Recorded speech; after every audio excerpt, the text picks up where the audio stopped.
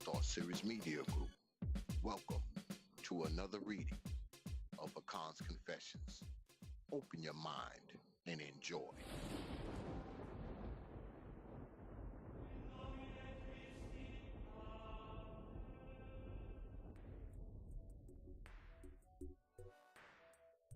Today, Memorial Day. This was the day I decided to start keeping a written record of some of my prison experiences. I don't quite know why, but something is tugging and pulling at me to do so. I don't believe it's God, because of all the people that God could be talking to, why would he be talking to me and telling me to do this? I think it's because I've always enjoyed writing. It's one of the things that give me solace and peace. Aside from the love of my lady and my offspring, I think writing ranks pretty high.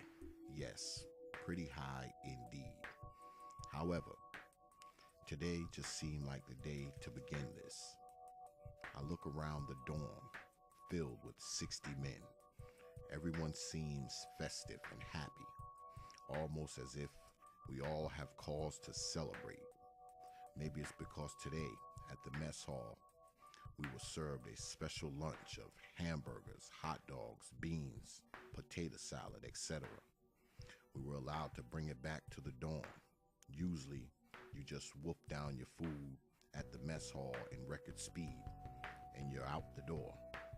So being that in this prison, in the dorm you have a stove, refrigerator, microwave, toaster, and a coffee pot, men were recooking their meal from the cafeteria. It was like a barbecue, a Memorial Day barbecue. It's amazing, even though we are incarcerated, we still can celebrate a holiday, to a degree that is. It's funny because it even feels like a holiday. All the prison schools and programs are closed. Could it be that prison itself is not too much different from the rest of the world?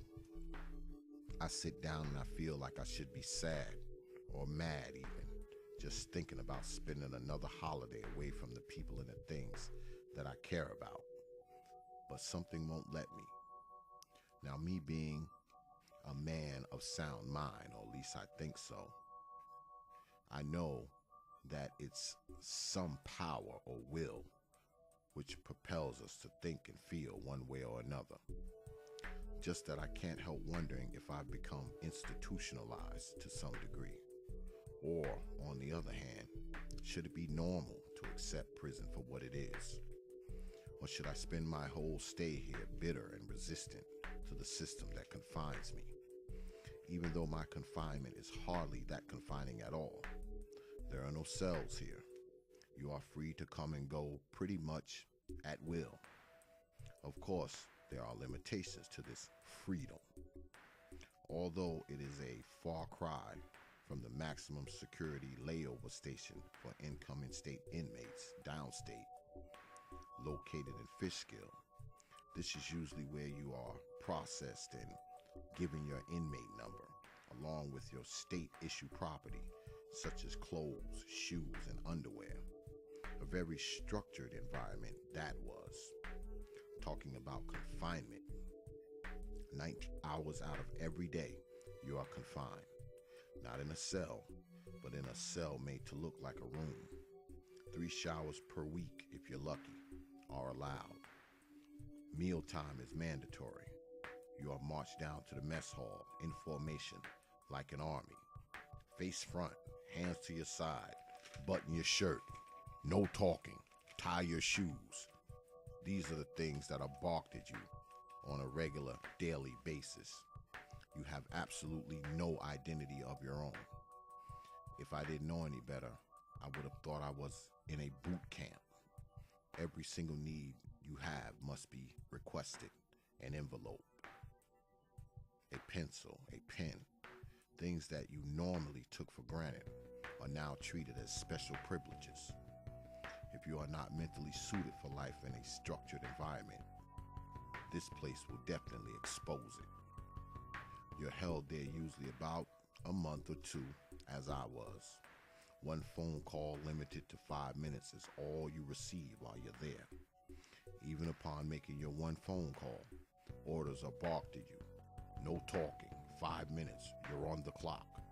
Don't ask any questions. But somehow I managed to get through it. I attribute it to sound thinking. Even in the beginning, when you're first processed, you're made to strip and march down a corridor naked as an orangutan, shower with ice cold water, and march naked down another corridor where your clothing awaits if you're lucky. Me and my awful luck. When I arrived at the end of the corridor, my clothes weren't ready. I sat for an hour on a wooden bench with hardly a cloth to cover myself. It's as if the whole setup is designed to humiliate you beyond the limits of which the human mind can fathom. One thing for sure, I felt my prayers had been answered when I was packed up and taken from there. It was 5 o'clock in the morning, very, very early. Marched into the bullpen, in formation, of course. There you sit for hours, it seems like, waiting for your name to be called. Once called, you are then shackled wrist to wrist, ankle to ankle, with the person called either before you or after you.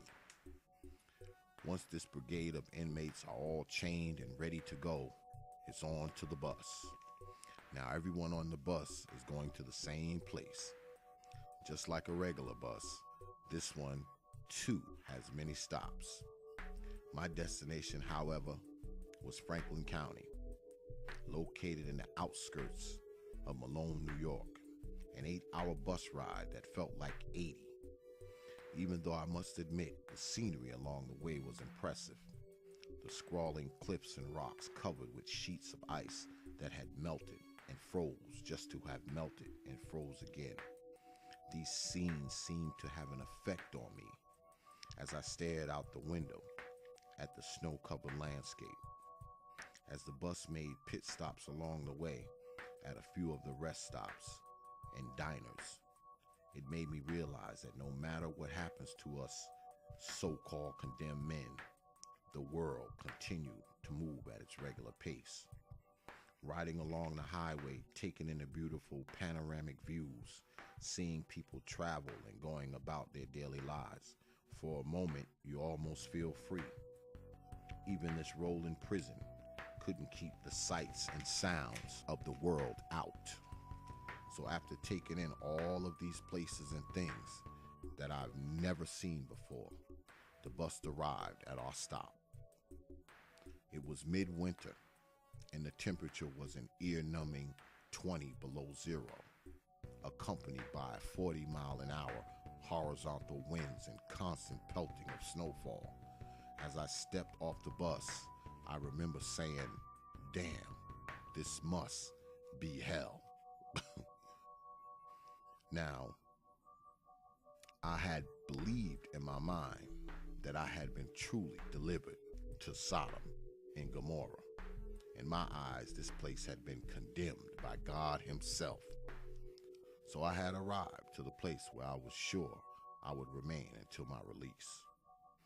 Unlike the maximum I had just came from, the processing phase went rather quickly. Within an hour or so, we were bused to a housing unit.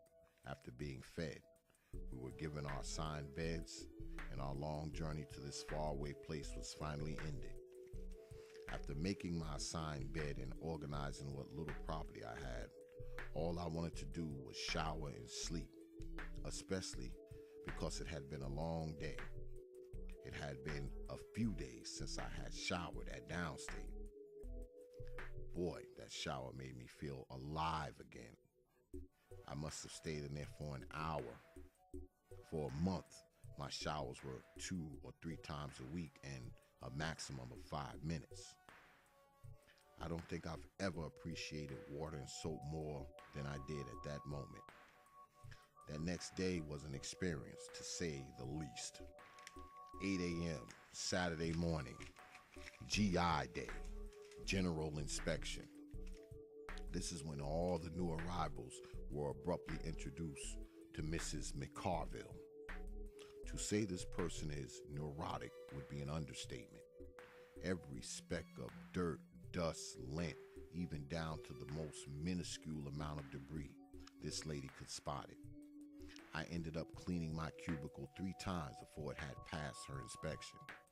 Not only was this officer picky and finicky about every little detail, she also had this very sarcastic tone about everything she was asked. The men on the dorm abhorred her so much that when they saw her finishing her shift and leaving, they applauded like it was the end of a long drawn-out opera performance. Boy, I tell you, the day I was told I was to move from that dorm, it felt like someone had lifted a 2-ton brick off of my back. All I could do was pray that the next housing unit I went to wouldn't be such a tension-filled environment. I had went to the program committee, which assigns you to a particular dorm and job placement, so I was off and on my way to the next dorm. As I looked back at the A2 dorm and Mrs. McCarville's sinister facial expression, I said, God, please keep me from ever being there again. So here I was, in my new dorm, my new home, if you will. Assigned a top bunk, as most people are when they first come in. As I made my way to the back, I noticed something. It was very, very quiet. I mean library quiet. You could have heard a cat walk across the floor. I knew right then and there that this dorm wasn't like the other one I had just left. And that's gonna do it for this segment. But don't worry, we're gonna have another installment coming for you pretty soon. So just hang in there. I know it's getting good, but we want to thank you for listening to another installment of Akan's Confessions by the T.P.O.T.S series. We'll see you next time. Open your minds.